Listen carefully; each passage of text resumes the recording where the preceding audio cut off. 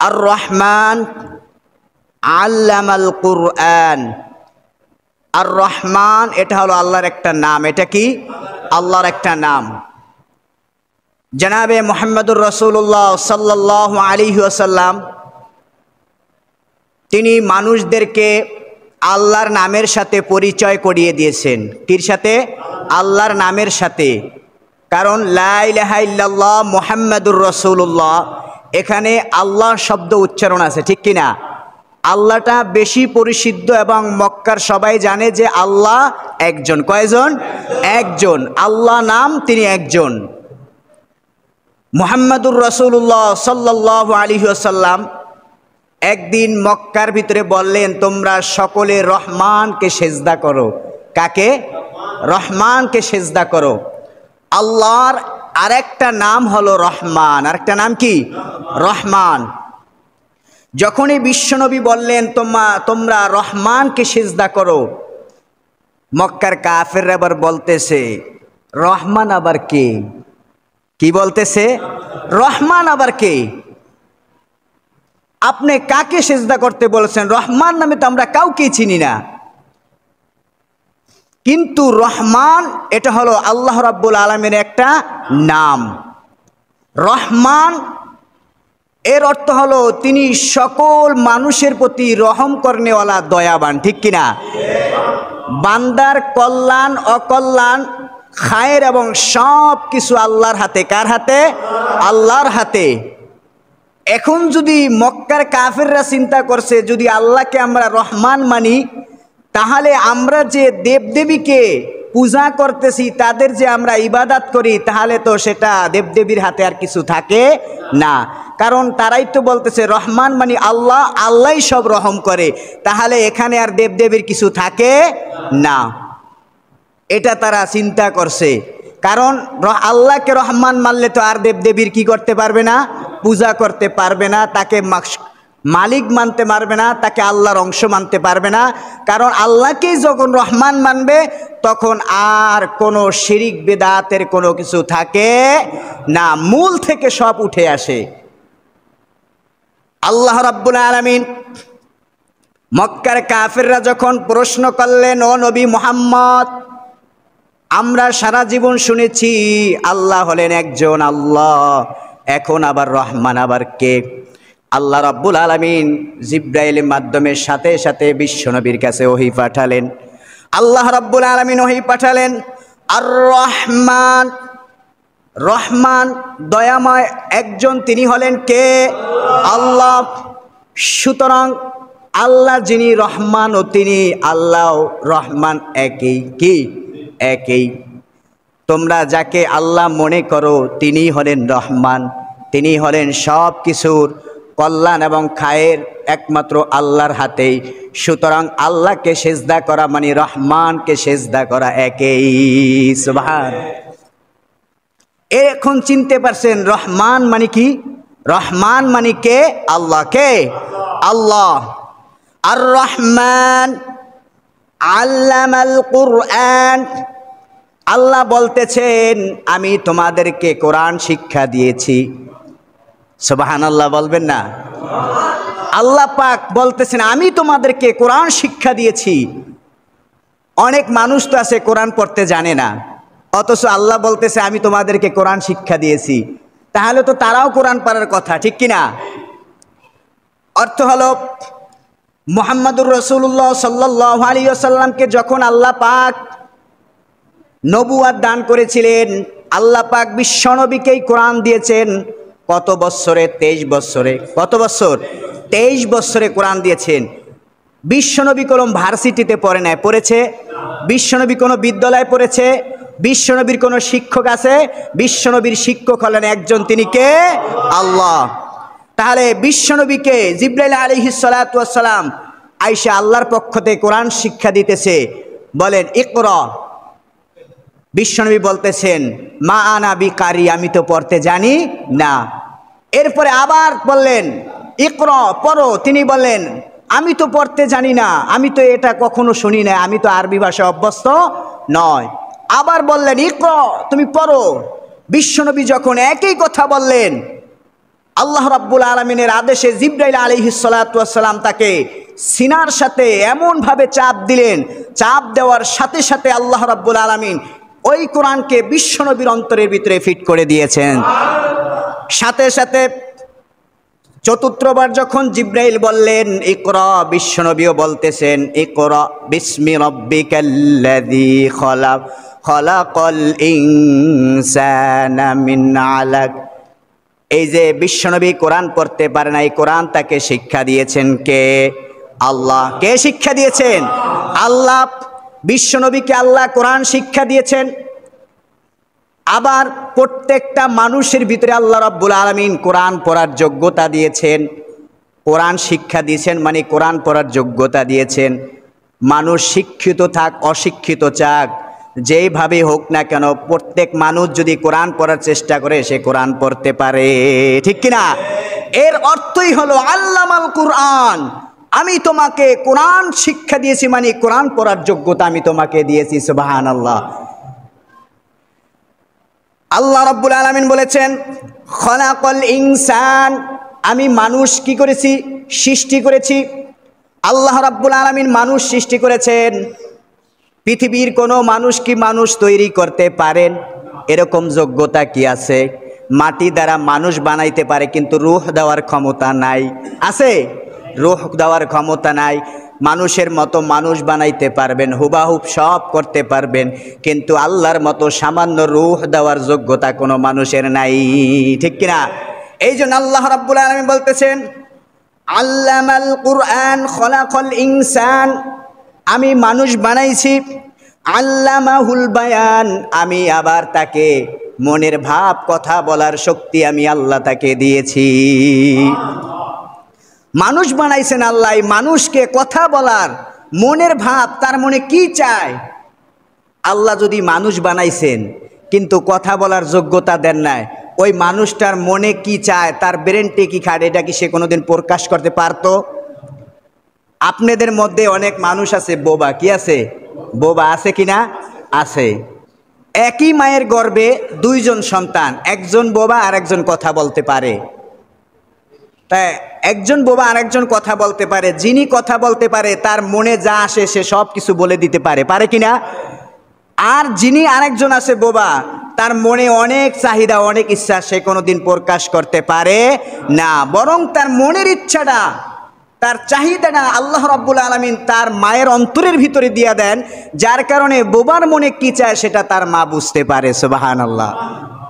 বোবা কি কোনোদিন বলতে পারে? পারে না, বরং তার মা বুঝে যে তার মেয়ে কি চায়, তার সন্তান কি চায়। এই জন্য আল্লাহ রাব্বুল আলামিন বলেছেন আল্লামাহুল বায়ান, আমি তোমাকে শিক্ষা দিয়েছি, কথা বলার যোগ্যতা দিয়েছি, মনের ভাব প্রকাশ করে দিয়েছি। এটা আমি আল্লাহ রাব্বুল আলামিন থেকে বান্দার জন্য বড় একটা নেয়ামত, ঠিক কিনা? বান্দার জন্য বড় একটা নেয়ামত। আমি তোমাকে কথা বলার যোগ্যতা দিয়েছি। যেই মানুষটা কথা বলতে পারে না, পৃথিবীর কোনো ডাক্তার তাকে কথা বলানোর যোগ্যতা রাখে না। কোনো বোবাকে কি ডাক্তার আজ পর্যন্ত সহ্য করতে পারছে? আপনারা দেখছেন? এত গবেষণা করে, এত কিছু করে, কিন্তু আল্লাহ যেইটা বন্ধ করে সেটা কোনোদিন বান্দা কোনোদিন খুলতে পারে না। তাহলে আমি যে মনের ভাব প্রকাশ করতে পারতেছি, এটা আল্লাহর বড় নেয়ামত কিনা? নেয়ামত, অনেক বড় নেয়ামত। আল্লাহ রাব্বুল আলামিন বলতেছেন আশ-শামসু ওয়াল কমারু বিহুসবান, আল্লাহ যে মানুষ সৃষ্টি করেছেন, মানুষ শুধু বানাইলে হবে না, বান্দার অনেক কিছু প্রয়োজন আছে। সেই বান্দার প্রয়োজনকেও দিতে হবে যথাযথভাবে। আপনি একটা গরু পালতেছেন, শুধু গরু পাললে হবে না, গরুর চাহিদা অনুযায়ী সব কিছু দিতে হবে, তাহলে আপনি গরু পালতে পারবেন। না হয় গরু পালা আপনার জন্য ব্যর্থ হয়ে যাবে, আপনার গরু মারা যাবে। ঠিক তেমনিভাবে শুধু বান্দা আল্লাহ তৈরি করেন নাই, অনেক নিয়ামতের প্রয়োজন আছে। এই জন্য আল্লাহ রাব্বুল আলামিন বলেন আশ-শামসু ওয়াল কমারু বিহুসবান, আমি যে সূর্য এবং চন্দ্র সৃষ্টি করেছি এটা একটা হিসাবের সাথে আমি নির্দিষ্ট করে দিয়েছি। এই যে পৃথিবীর মধ্যে মানুষ যে চলে, এই যে মানুষ হিসাব, আপনারা যে সপ্তাহ গোনেন, কি গোনেন? সপ্তাহ গোনেন, ঘন্টা গোনেন, দিন গোনেন, মাস গোনেন, এই যে মাস গোনা, দিন গোনা, সপ্তাহ গোনা, টাইম গোনা, এটা মূলত চন্দ্র এবং সূর্য দ্বারা মানুষ নির্ণয় করে, ঠিক কিনা? 12টা কখন বাজছে, চন্দ্র এবং সূর্যের টাইম ধরে তারপর মানুষ ঘড়ি বানাইছে। মানুষ যদি মাস না জানতো, মানুষ চাকরি করতো কয় দিনে মাস, এটা মানুষ কোনদিন নির্ণয় করতে পারতো না। মূলত চন্দ্র এবং সূর্য চলা, অস্ত যাওয়া, স্থির থাকা, প্রত্যেকটা চন্দ্র এবং সূর্যের সব কিছু একটা হিসাবের সাথে কি নির্দিষ্ট। এটা একটা মানুষের আল্লাহর পক্ষ থেকে নেয়ামত, ঠিক কিনা? নেয়ামত কিনা? আপনি চাকরি করতেছেন, মাস জানেন, আপনি কিভাবে বেতন নেবেন? আপনার বৎসর কিভাবে হয়েছে আপনি নিজে জানেন না। এবং কোন তারিখে কি ইসলামের বিধান আছে আপনি কি জানতেন? বরং এটা হিসাব করে কোথা থেকে?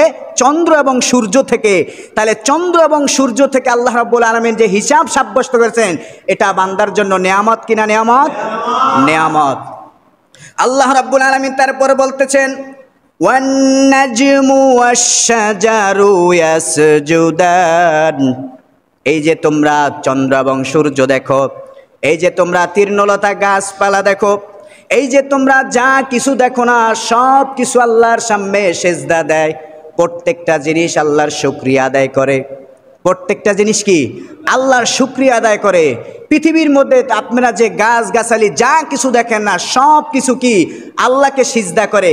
কিন্তু এটা আপনারা চোখে দেখবেন না, এটা আপনারা চোখে দেখবেন না। এটা আল্লাহ রাব্বুল আলামিনের একটা কুদরত। এটা একটা কি কুদরত? প্রত্যেকটা জিনিস আল্লাহর তাসবিহ পরে সিজদা করে, কিন্তু এটা আমরা আমাদের দুনিয়ার চক্ষু দ্বারা দেখতে পারবো না। এটা আল্লাহ রাব্বুল আলামিন কোরআনের আরেক জায়গায় বলেছেন।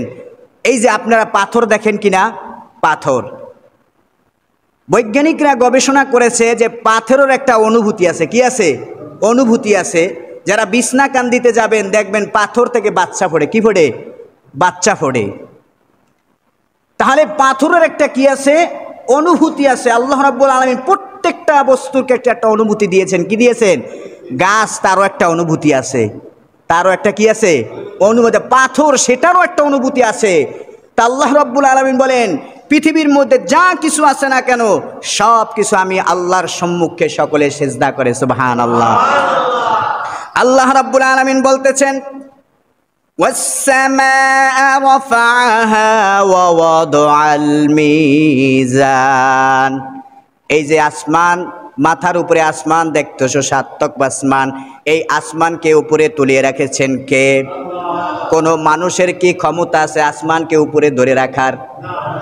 সামান্য একটা, আপনি যদি কোনো একটা পলিথিন রাখতে চান, যদি কোনো একটা পাতা রাখতে চান, ওই পাতাকে আপনি আগে খুঁটি দ্বারা তাকে নিয়ন্ত্রণ রাখবেন, তারপরে সে কি থাকবে? স্থির থাকবে। কিন্তু আল্লাহ পাকের কি কুদরত, তিনি এই সাতবক আসমানকে খুঁটিবিহীন আসমানে ভাসিয়ে রেখেছেন। এটাও একটা বান্দার জন্য নেয়ামত। কারণ আসমান আছে, নিচে জমিন আছে, মাঝখানে মানুষ। আসমান দ্বারা মানুষ অনেক কিছু আজকে উপভোগ করতেছে, গবেষণা করতেছে। আসমান যদি না থাকতো তাহলে মানুষের কি অবস্থা হতো আল্লাহই জানে। সুতরাং আসমান আল্লাহ পাক যে উপরে রেখেছেন, এটাও একটা বান্দার নেয়ামত, ঠিক কিনা? আল্লাহ রাব্বুল আলামিন বলতেছেন, ওয়াওয়াদাল মিজান। আমি দাড়িপাল্লাকে স্থাপন করেছি। কি পাল্লা? দাড়িপাল্লা। এই যে আপনারা ওজন দেখেন, ওজন দেয়, কি দেয়? ওজন দেয়। আচ্ছা আপনারা বলেন, যদি দাড়িপাল্লা না দিত আল্লাহ, কোনো মানুষ কি কোনো কিছু বেচা কিনা করতে পারতো? বলেন, পারতো?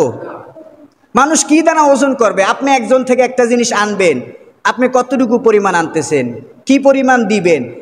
এই যে আপনি একটা দাড়িপাল্লা যে আল্লাহ রাব্বুল আলামিন বান্দার জন্য করেছেন, এটা বান্দার সহজের জন্য করেছে, যাতে বান্দা কোনো জিনিস বেচা কিনা করার ক্ষেত্রে, আদান প্রদান করার ক্ষেত্রে কোনো প্রকার যেন কষ্ট না হয়।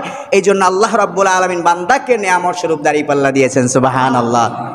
এই জন্য আল্লাহ রাব্বুল আলামিন বলতেছেন, ওয়াওয়াদাল মিজান, আমি তোমাদেরকে দাড়িপাল্লা দিয়েছি। আল্লাহ রাব্বুল আলামিন বলতেছেন, আল্লাহ তাদগাউ ফিল মিজান, তবে তোমরা মাপের ক্ষেত্রে কোনো প্রকার জুলুম করো না। কি করো না? মাপের ক্ষেত্রে তোমরা কোনো প্রকার জুলুম করবে না। ওয়া আকিমুল ওয়াজনা বিল কিসতি ওয়া লা তুখসিরুল মিজান। আল্লাহ রাব্বুল আলামিন বলেন ইনসাফের সাথে মাপ সঠিকভাবে করো, তবে মাপে কোনো প্রকার কম দিও না। কি দিও না? মাপে কোনো প্রকার কম দিও না। আমি তোমাদের জন্য দাড়িপাল্লা দিয়েছি নিয়ামত, সুতরাং তোমরা মাপে কম করো না। কি করো না? কম করো না। কিন্তু বর্তমান ব্যবসায়ীরা আহারে কিভাবে যে মাপ চুরি করবে, নেওয়ার ক্ষেত্রে বেশি নেয়, দেওয়ার ক্ষেত্রে কম দেয়। ঠিক কিনা? আপনার থেকে যখন 1 কেজি কিনবে তখন আদাশের বেশি নিবে, ঠিক কিনা? আবার দেওয়ার সময় আমাকে সমান সমান দিবে, তার ভিতরে কারচুপি আছে।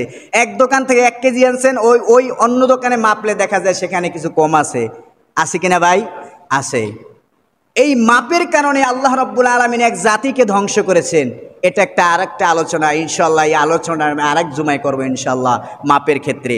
যাই হোক, আল্লাহ রাব্বুল আলামিন বলতেছেন ওয়া আকিমুল ওয়াজনা বিল কিসতি ওয়া লা তুখসিরুল মিজান। ও বান্দা, আমি যে তোমাকে দাড়িপাল্লার নিয়ামত দিয়েছি, সুতরাং এই নিয়ামতের অশুকরিয়া করো না। আমি মাপে সঠিক দেওয়ার জন্য তোমাকে বলেছি, ইনসাফ করার জন্য বলেছি।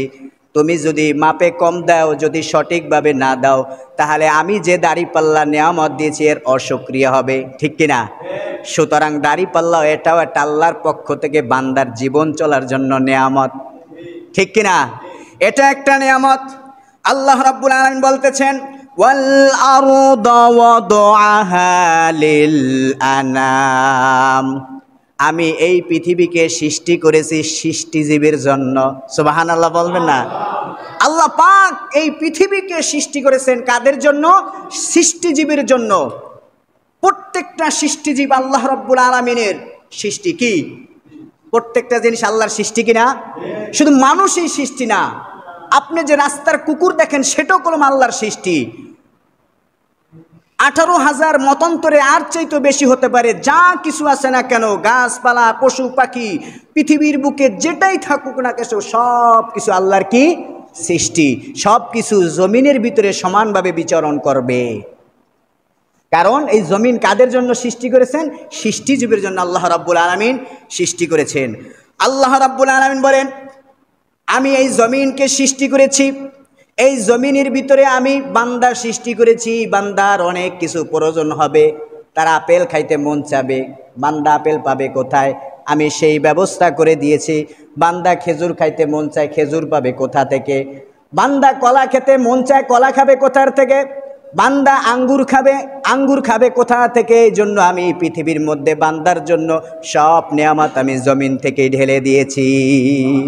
আল্লাহ রাব্বুল আলামিন বলেন ফিহা ফাকিহাতু ওয়ান নাখলু যাতুল আকমাম।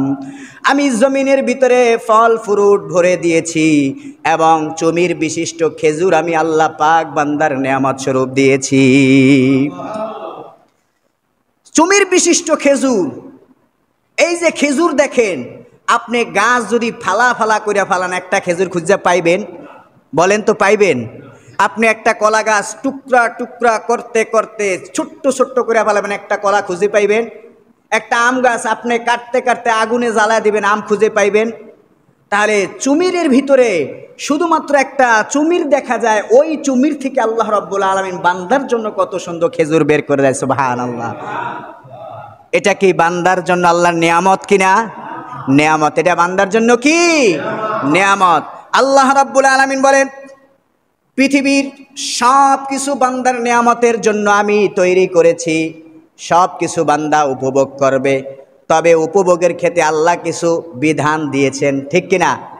বিধান রেখেছেন। শুধু আল্লাহ রাব্বুল আলামিন গাছপালা দেয় না, আরও নিয়ামতের কথা কেন উল্লেখ করতেছে? আল্লাহ রাব্বুল আলামিন বলতেছেন ওয়াল হাব্বু যুল আসফি ওয়ার রাইহান। আমি খোসা বিশিষ্ট দানা তৈরি করি, আবার সুগন্ধযুক্ত ফুল আল্লাহ রাব্বুল আলামিন আমি গাছ থেকে বের করি। সুবহানাল্লাহ বলবেন না? আল্লাহ রাব্বুল আলামিন খোসা বিশিষ্ট আমি দানা বের করে থাকি। এই যে বাদাম, কি বাদাম? বাদাম উপর দিয়া খোসা কিন্তু ভিতর দিয়া দানা আছে, মজা মজা আছে কিনা? এই যে ধান উপর দিয়া খোসা, ভিতরে কলম চাল। ঠিক কিনা? তাহলে খোসা দেখতেছেন, আল্লাহ যদি বাদাম না দেয়, কোনো মানুষ কি বাদাম তৈরি করতে পারবেন? এই যে খোসার ভিতরে আল্লাহ রাব্বুল আলামিন বান্দার খাওয়ার জন্য বাদাম দিতেছেন, এটা কি বান্দার প্রতি দয়া নাকি দয়া না? এটা বান্দার জন্য নেয়ামত কি নেয়ামত না? নেয়ামত। তাহলে আল্লাহ রাব্বুল আলামিন বলতেছেন আমি বান্দার জন্য এত কিছু দিতেছি, এত নেয়ামত দিতেছি। আল্লাহ রাব্বুল আলামিন এর পরের আয়াতের সর্বশেষ আল্লাহ রাব্বুল আলামিন একটা কথাই বলেছেন, ফাবিআইয়ি আলাই রাব্বিকুমা তুকাযযিবান।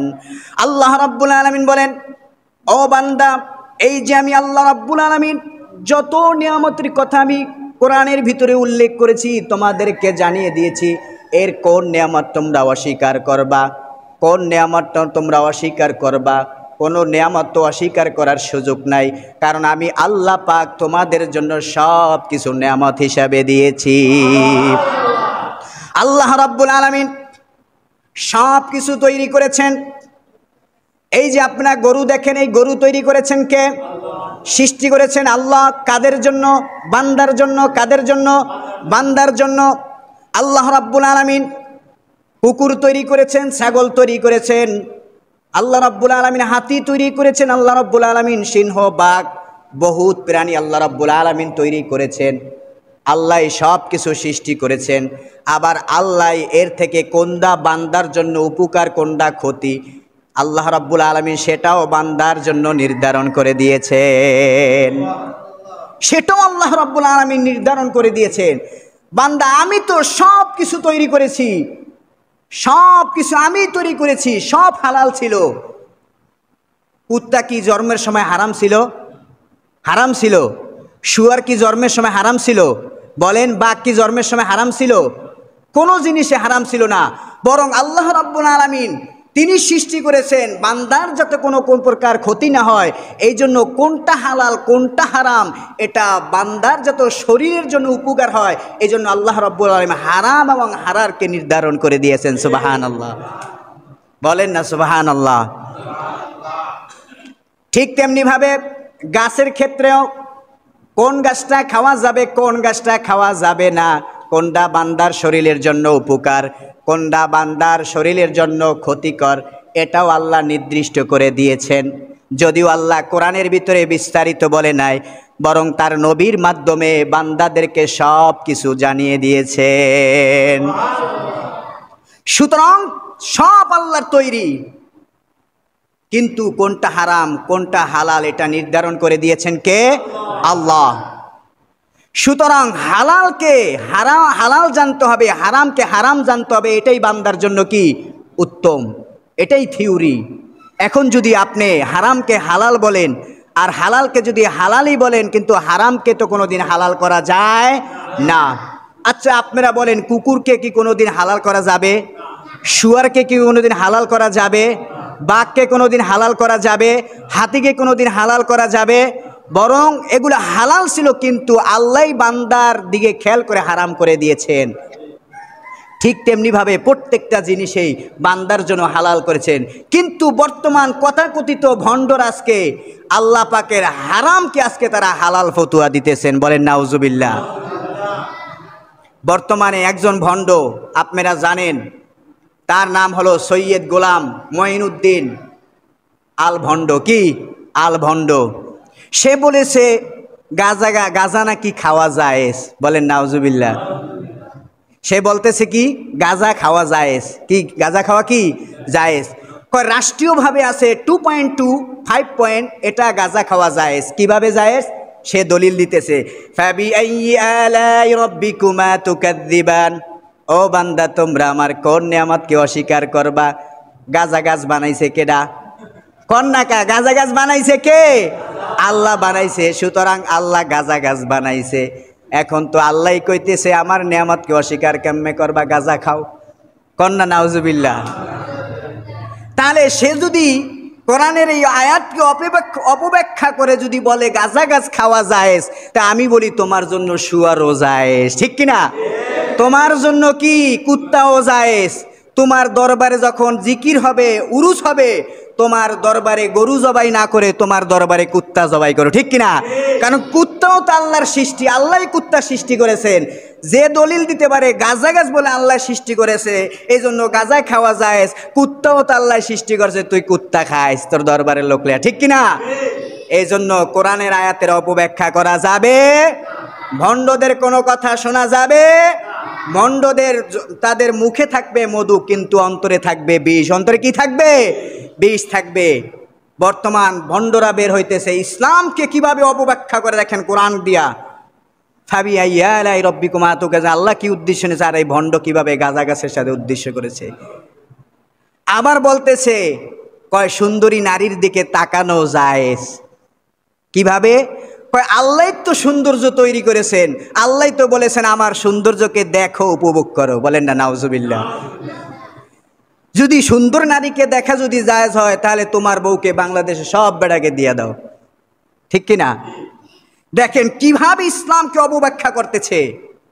আল্লাহ বলতেছেন আমি বান্দার স্বার্থের জন্য, বান্দার উপকারের জন্য আমি গাঁজাকে হারাম করেছি, মদকে হারাম করেছি। সুতরাং আজকে তারা সে আল্লাহর আয়াতকে অপব্যাখ্যা করে আজকে তারা সেটাকে হালাল বানাইতেছে। এই সমস্ত ভণ্ডদেরকে জাতির সামনে তুলে দেওয়া দরকার, ঠিক কিনা? তাদেরকে রাষ্ট্রীয়ভাবে কাফের মুশরিক ঘোষণা করা দরকার, তাদেরকে গ্রেফতার করা দরকার। কিভাবে তারা আজকে আয়াতকে অপব্যাখ্যা করতেছে, এভাবেই তো মানুষকে আজকে বিভ্রান্ত করতেছে। যারা গাঁজা খায় তারা তো কইবে হুজুর একজন পাইছি দলিল দিছে গাঁজা খাওয়া জায়েজ, ফাবিআইয়ি আলাই রাব্বিকুমা তুকাজ্জিবান। এখন গাঁজা খালি টানতে থাক, গাঁজা খা, মদ খা, কয়দিন পর কইব মদ খাওয়া জায়েজ, কইব কিনা? যে গাঁজা খাওয়ার সার্টিফিকেট দিছে, মদ খাওয়ার যে সার্টিফিকেট দিব না, এর কোনো গ্যারান্টি আছে? এই জন্য হুজুর পাইলেই হবে না, চিন্তা করতে হবে, গবেষণা করতে হবে, কে মানুষদেরকে বিভ্রান্ত করতেছে, মানুষদেরকে কাফের বানাইতেছে, এটা বিবেচনা করে তারপরে তাদের কথা মানতে হবে। এই ভণ্ডদের থেকে মাঝে মাঝে মধুর কথা বের হবে, গ্রহণ করা যাবে না। ভণ্ড চিনতে হবে, তারপরে তাদের কাছে বায়াত হতে হবে। আপনাকে মুসলমান আপনাকে বানিয়ে ফেলবে কাফের, আপনি বুঝতে পারবেন না। সুতরাং আমি বারবার বলি, মাজার পূজা করা মানে হিন্দুদের গির্জায় গিয়ে পূজা করা একই কথা, ঠিক কিনা? হিন্দুরা কি করে? গির্জায় গিয়া মূর্তির সামনে সেজদা দিতেছে, মাজারওয়ালারা কবরের সামনে সেজদা দিতেছে। হিন্দুরা তাদের ঠাকুরের পায়ে যা সেজদা দিতেছে, মাজার পূজারীরা তাদের বাবার সামনে কি করতেছে? সেজদা দিতেছে। তাহলে মাজারে যাওয়া না জানি হিন্দুদের গির্জায় যাওয়া তার চাইতেও বেশি ভালো, কারণ হিন্দুরা ওটাকে বাতিল মনে করে আর মাজার পূজারীরা ওটাকে জায়েজ মনে করে। তাহলে বোঝা গেল গির্জার চাইতো মাজার পূজারী আরো বেশি ভয়ঙ্কর, ঠিক কিনা? এই জন্য মাজার পূজারীদের পাল্লায় পড়া যাবে না, অপব্যাখ্যা করলে মানা যাবে না। আল্লাহ পাক যেটাকে হারাম করেছেন সেটা হারামেই থাকবে, কোনো প্রকার সেটাকে হালাল করার পৃথিবীর কোনো মুফতি সাহেব, কোনো মুহাদ্দিস সাহেব, কোনো পীর সাহেব, কোনো আলেম সাহেব, কোনো বাবা সাহেব সেটাকে জায়েজ করার ক্ষমতা রাখে না। যদি জায়েজ করার ক্ষমতা থাকে তাহলে কুত্তাকে জায়েজ করে দেখাও, শুয়ারকে জায়েজ করে দেখাও, বান্দরকে জায়েজ করে দেখাও। সেটা জায়েজ করতে পারলে আমরা তোমার গাঁজা খাওয়ার জায়েজটা মানব, ঠিক কিনা? আবার মানতেও পারে, কওয়া যায় না, আবার কি করতে পারে? মানতেও পারে। বর্তমানে ভণ্ডর সুরাত বাইরেছে, হোসাইন আহমদ নকশবন্দি এবং ইলিয়াসুর রহমান জিহাদি একটা ভণ্ড আছে, আরেকজন আছে খাটি আলেম, এবং কাদরিয়া জাবরিয়া, আপনারা যাকে তাহিরি মনে করেন সেটাও কলম ভণ্ড, সেটাও কি ভণ্ড। মাঝে মাঝে গায়েবী কথা কয়, কি কথা কয়? গায়েবী কথা কয়। মাঝে মাঝে আল্লাহর সাথে সে বান্দার সাথে শিরিক করে ফেলে। সুতরাং শুধু কঠোর কণ্ঠ দিয়ে ওয়াজ শোনাইলেন, পাগল হয়ে গেলেন, মুরিদ হয়ে গেলেন, তাহলে চলবে না। বিবেচনা করতে হবে, জ্ঞান খাটাতে হবে। ফাবিআইয়ি আলাই রাব্বিকুমা তুকাজ্জিবান। তুমি এই কথা পড়তে পারতা যে কবরে গিয়া সেজদা দেওয়া জায়েজ নাই, ইসলাম যে হারাম আছে সে হারামকে আল্লাহ হারাম করে দিয়েছেন, জায়েজকে তুমি যা খেতে বড় খাও, ইসলামের ভিতরে কোনো প্রকার নির্দিষ্ট নাই। সেটা বললা না, তুমি গাঁজা খাওয়াকে জায়েজ করে দিলা। এই জন্য বাংলাদেশ থেকে সমস্ত ভণ্ডদেরকে কি করতে হবে? বিতাড়িত করতে হবে। কি করতে হবে? সমস্ত কবরকে মাজার মুক্ত করে উন্মুক্ত করে দিতে হবে জাতির জন্য। সাহাবায়ে কেরামের কবর আজকে যে যায় সেই জিয়ারত করে, ঠিক কিনা? আপনি কোনো মাজারে গিয়ে পারবেন না, পারবেন? কিন্তু মদিনায় যদি একজন রিক্সা চালকও যায়, সে সাহাবায়ে কেরামের কি করতে পারবে? কবর জিয়ারত করতে পারবে। সেখানে কোনো ধরাবাধা নাই। কিন্তু মাজারে অনেক নিয়মকানুন আছে যেগুলো ইসলামের সাথে সাংঘর্ষিক, এজন্য সেগুলো মানা যাবে। আল্লাহ রাব্বুল আলামিন যেই নিয়ামতের কথা বলছেন, সূরা আর রহমান খুলবেন, বাংলা তো পড়তে জানেন, বাংলা তাফসীরটা পড়বেন। আল্লাহ কত সুন্দর নিয়ামতের কথা বলছে, বান্দাকে বুঝাইছে, বান্দাকে